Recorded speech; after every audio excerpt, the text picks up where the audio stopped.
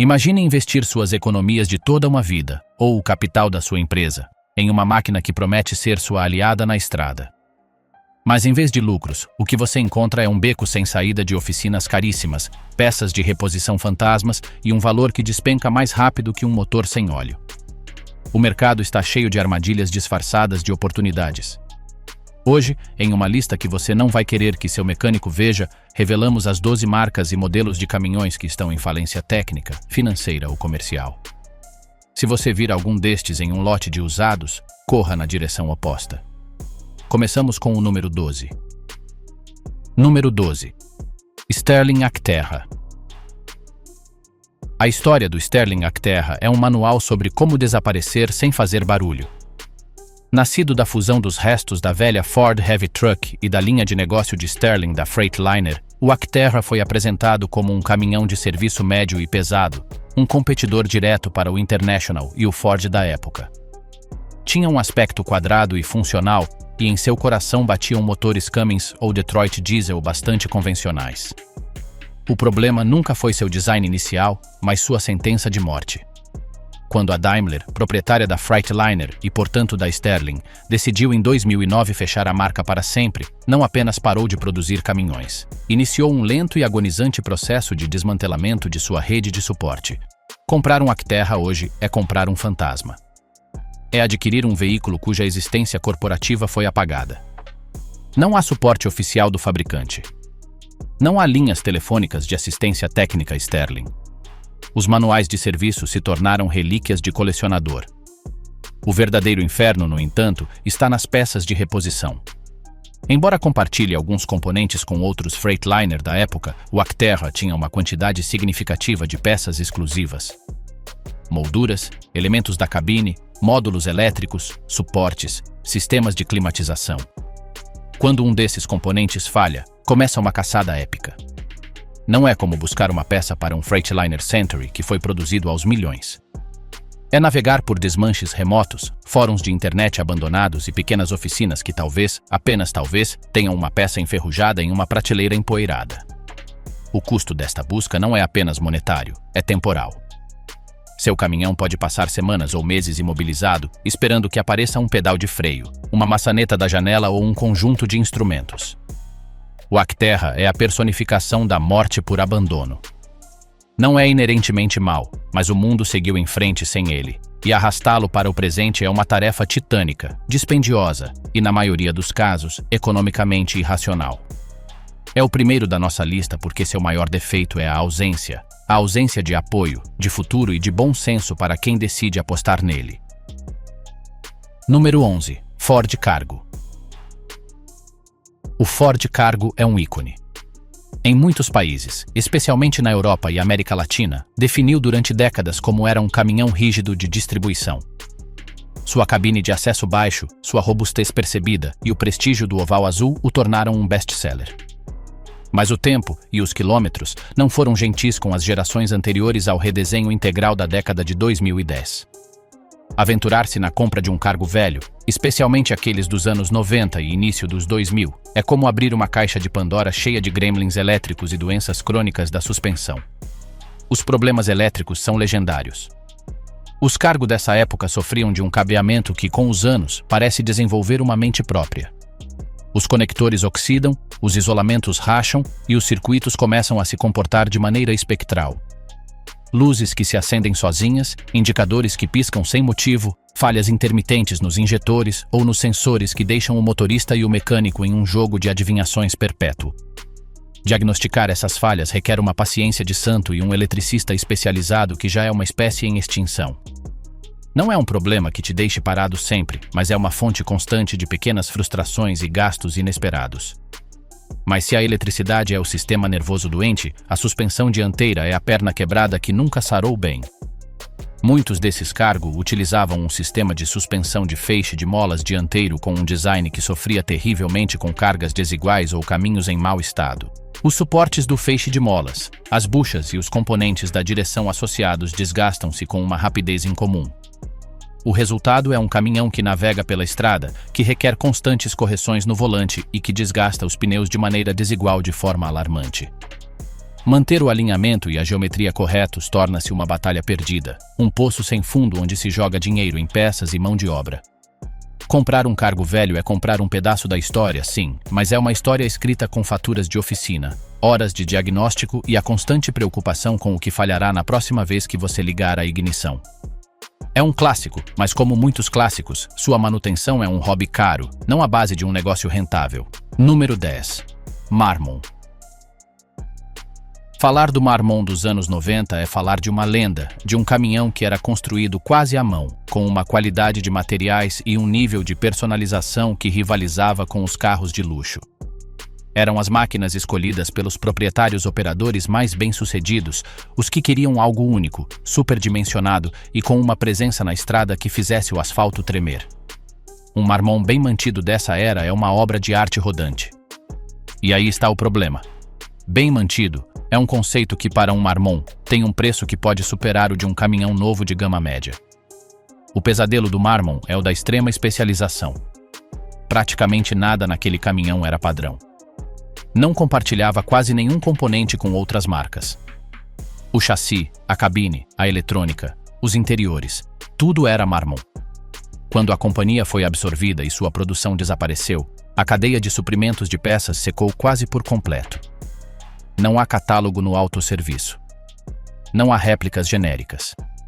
Precisar de um simples retentor da direção, um espelho retrovisor específico, um painel de instrumentos ou, Deus não queira, uma peça estrutural da cabine, torna-se uma odisseia. As opções são 3, e todas são ruins. Primeiro, procurarem um desmanche especializado em Marmon, onde os preços são estratosféricos porque a peça é insubstituível.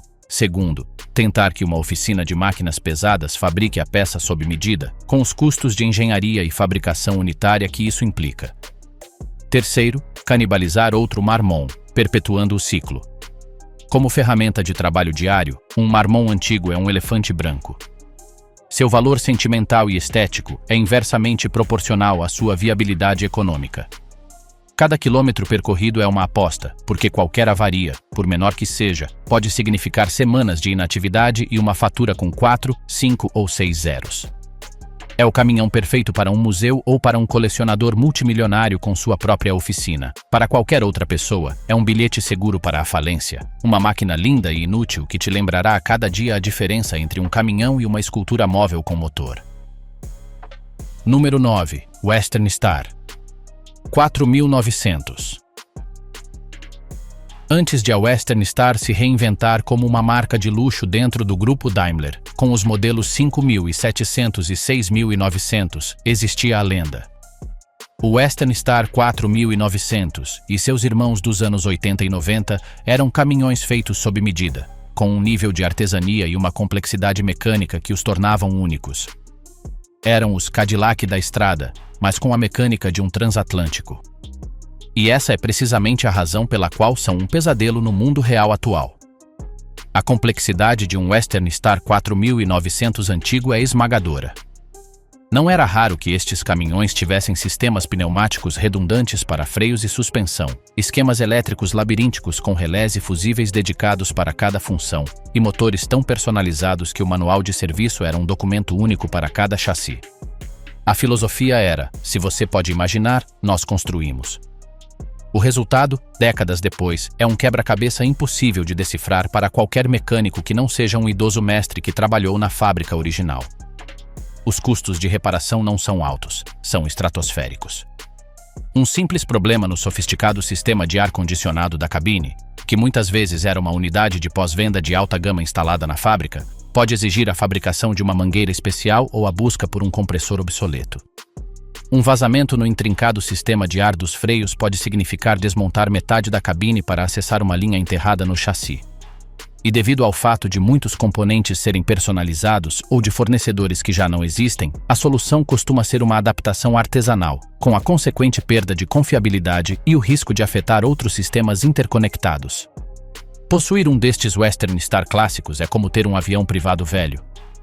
A compra inicial pode parecer uma pechincha, mas o hangar, oficina, o mecânico especializado, a preço de ouro, e as peças, feitas por encomenda, levarão você à ruína em tempo recorde. É uma estrela que deixou de brilhar por uma razão, sua luz era cara demais para manter.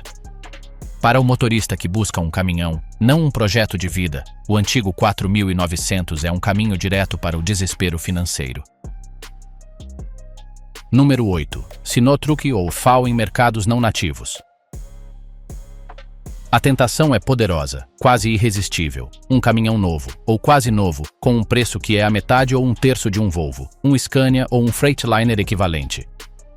Marcas como Sinotruck, FAO, Shackman ou Dongfeng oferecem esta promessa em mercados da África, América Latina e até alguns cantos da Europa Oriental.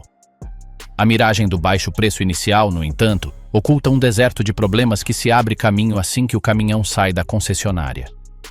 O problema fundamental nem sempre é a qualidade inicial, que melhorou, mas o ecossistema completo, ou melhor, a falta dele. Comprar um caminhão não é comprar um produto, é comprar acesso a uma rede. Uma rede de serviço capacitado, de peças disponíveis em um prazo razoável, de suporte técnico do fabricante e de um valor de revenda que não evapore como a fumaça. Estas marcas, fora de seu mercado doméstico chinês, carecem de tudo isso. A rede de serviço costuma ser escassa e pouco capacitada.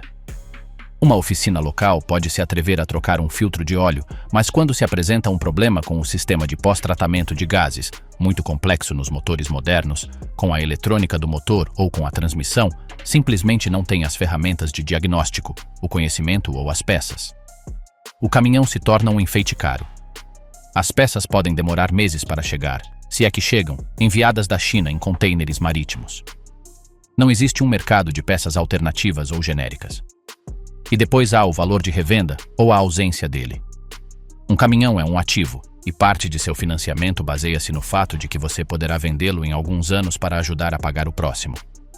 Um Sinotruck de 5 anos em um mercado não chinês tem um valor residual próximo de zero. Ninguém o quer, porque todos conhecem a história. Você fica preso com um ativo que se deprecia a toda velocidade e que é impossível de liquidar. O baixo preço inicial é, na realidade, um preço completo. Você paga tudo adiantado, incluindo a futura impossibilidade de vendê-lo e os custos das intermináveis paradas por avarias sem solução rápida. É uma ruína lenta, segura e total. Número 7. International TerraStar. A International Trucks, um nome com um legado enorme, cometeu um erro de cálculo maiúsculo com o TerraStar. Lançado no início dos anos 2010, era um caminhão de serviço classe 4/5, desenhado para competir com o Ford F650 e o Freightliner M2. Sua proposta era um motor diesel International de tamanho médio e uma transmissão automática Allison, tudo envolto em uma cabine com um estilo distintivo. Mas o TerraStar nasceu com um defeito de fábrica que a International nunca soube ou não quis resolver totalmente. Problemas crônicos e catastróficos com sua transmissão. O modelo específico de transmissão Allison utilizado e sua integração com o motor e o software do veículo foi um desastre. Proprietários e frotas relataram falhas precocíssimas, trocas bruscas, perdas de potência e, em demasiados casos, a destruição completa da transmissão com menos de 100 mil quilômetros. As oficinas Allison independentes começaram a reconhecer o modelo como um cliente frequente e de alto custo. A International lançou revisões de software e campanhas de serviço, mas para muitas unidades o problema parecia intrínseco ao design. O verdadeiro pecado, no entanto, foi o abandono. A International, vendo as baixas vendas e o mar de queixas, decidiu simplesmente matar o TerraStar.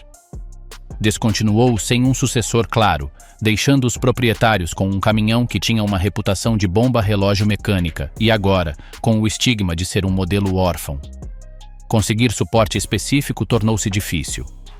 Os técnicos especializados no modelo eram poucos, e a boa vontade da fábrica para solucionar problemas sob garantia evaporou rapidamente. Comprar um TerraStar hoje é comprar os restos de um experimento fracassado. É muito provável que você esteja levando um caminhão cujo componente mais caro e crítico, a transmissão, tem uma alta probabilidade de falhar de maneira catastrófica. E quando falhar, você descobrirá que a solução não é fácil, nem barata, e que o fabricante que o concebeu já lavou as mãos do assunto há anos. É o padrão definitivo de uma má compra, um defeito conhecido, um abandono por parte do fabricante e um custo de reparação que supera o valor do veículo. Um beco sem saída com rodas. Se você acha que esses são ruins, prepare-se. Agora entramos no território dos autênticos pesadelos sobre rodas. Os próximos 6 não são apenas más compras. São buracos negros financeiros que levaram frotas inteiras à bancarrota. Aqui está o pior do pior. Número 6. Freightliner Argosy. Em um mercado norte-americano obcecado por caminhões com capô longo, o Freightliner Argosy era uma rara avis, um cabover moderno e contundente projetado para aplicações onde o comprimento total era crítico, como nos trens de estrada na Austrália ou em certos transportes especiais. No entanto, seu destino estava marcado pela indiferença. Quando a Daimler decidiu retirá-lo do mercado, não o fez com um último viva, mas com um silêncio administrativo que se tornou sua sentença perpétua. O Argosy não é apenas um caminhão descontinuado. É um caminhão ao qual seu próprio pai renunciou completamente. O suporte oficial evaporou. Não há linha de ajuda técnica, não há atualizações de serviço e os manuais são relíquias digitais em formatos obsoletos. Mas o verdadeiro inferno, de novo, está nas peças. O Argosy compartilhava motor e transmissão com outros Freightliner, mas sua cabine, seu chassi específico e todos os componentes de carroceria e montagem eram exclusivos. Uma porta, um para-brisa, um painel de instrumentos, o sistema de climatização da cabine. Cada um destes elementos é uma peça de museu. Os desmanches que algum dia tiveram um Argosy já o despedaçaram há anos, e o que resta está podre ou já foi vendido a preço de ouro. O custo de uma reparação de carroceria após um incidente menor é astronômico, porque implica na busca quase arqueológica de peças e depois sua instalação por uma oficina que provavelmente nunca viu um Argosy em sua vida. O caminhão se torna uma prisão da qual você não pode escapar. Não pode usá-lo por medo de danificá-lo e não pode vendê-lo porque ninguém em seu juízo perfeito o compraria. É um monumento à incompatibilidade, um beco sem saída de engenharia que a Freightliner preferiu esquecer. E se o fabricante o esqueceu, que esperança pode ter um dono privado? Zero suporte significa zero futuro. É um navio fantasma, navegando sem capitão nem porto, esperando o naufrágio final. Número 5. Caminhões russos, KAMAZ-MAZ. A tentação pode aparecer na forma de uma oferta irresistível. Um KAMAZ 8x8 quase novo, uma besta aparentemente indestrutível, a um preço que parece um roubo. Para alguém que precisa de um caminhão para uma obra difícil, o canto da sereia é poderoso. Mas importar um caminhão russo para um mercado ocidental, Europa, América, é um dos erros mais catastróficos que se pode cometer. Não é uma questão de qualidade, é um problema de incompatibilidade total de ecossistemas. Primeiro, as normativas. Um KAMAZ ou um MAZ são projetados para cumprir com as normas russas, que são notavelmente mais permissivas em emissões, segurança passiva e ruído do que as normas Euro ou as da EPA. Legalizá-lo para circular pode ser diretamente impossível. Não possui os sistemas de pós-tratamento de gases necessários, nem os registros de homologação, nem as certificações de segurança. É um objeto ilegal sobre rodas antes mesmo de ser ligado. Segundo, as peças de reposição. A cadeia de suprimentos é inexistente fora da esfera de influência pós-soviética. Um filtro de combustível, um sensor, um retentor de eixo. Peças que para um caminhão ocidental são onipresentes. Para um KAMAZ exigem um pedido a Minsk ou a Moscou, com tempos de espera de meses, custos de importação desorbitados e a sempre presente ameaça de sanções comerciais que bloqueiem o envio. Além disso, a métrica das peças é diferente. Os parafusos são milimétricos, mas de um padrão distinto. Os rolamentos são de uma especificação incomum. Até a rosca do bujão do óleo é diferente. Terceiro, a confiabilidade fora de contexto. Estes caminhões são lendariamente duros nas estepas russas, mas essa dureza se baseia em uma simplicidade brutal e em uma tolerância a grandes folgas. Em um ambiente ocidental, onde se espera precisão, um desempenho constante e uma integração com sistemas logísticos digitais, eles são como um elefante em uma loja de cristais. Consomem combustível a um ritmo aterrador, são muito lentos e sua cabine é um martírio em viagens longas. Comprar um caminhão russo fora de seu habitat é comprar um problema monumental, uma máquina que nunca estará totalmente legal, nunca será totalmente confiável e que o isolará de toda a infraestrutura de suporte que dá vida a uma empresa de transporte. É um muro de tijolos que o atingirá no rosto todos os dias. Número 4. Certos modelos de motor Caterpillar para a estrada. C15 acerte problemáticos. Aqui a tragédia tem um nome venerado: Caterpillar. Durante décadas, o anel oval vermelho no lado do motor era um selo de qualidade inabalável, de torque infinito e de durabilidade de 1 milhão de milhas. Depois veio a era Acert, tecnologia de emissões reativas avançada da Caterpillar, e especificamente alguns motores C15 Acert de meados dos anos 2000. Este não é um problema de um caminhão, é o problema de um motor lendário que carregava um defeito de nascimento. Um defeito tão caro de reparar que condenou ao desmanche caminhões que, de resto, estavam perfeitamente saudáveis. O problema se concentra nos cabeçotes dos cilindros. Projetados para suportar as pressões extremas e as temperaturas da tecnologia de emissões Acert, alguns destes cabeçotes apresentavam microfissuras ou defeitos de fundição. Com o tempo e o uso, estas fissuras se propagam. O sintoma é a mistura de coolante e óleo, a perda de compressão e, eventualmente, a falha catastrófica. A reparação não é um simples trabalho de junta. Exige a desmontagem completa da parte superior do motor, a substituição dos cabeçotes defeituosos, que custam uma fortuna por si sós. E, frequentemente, a retífica do bloco.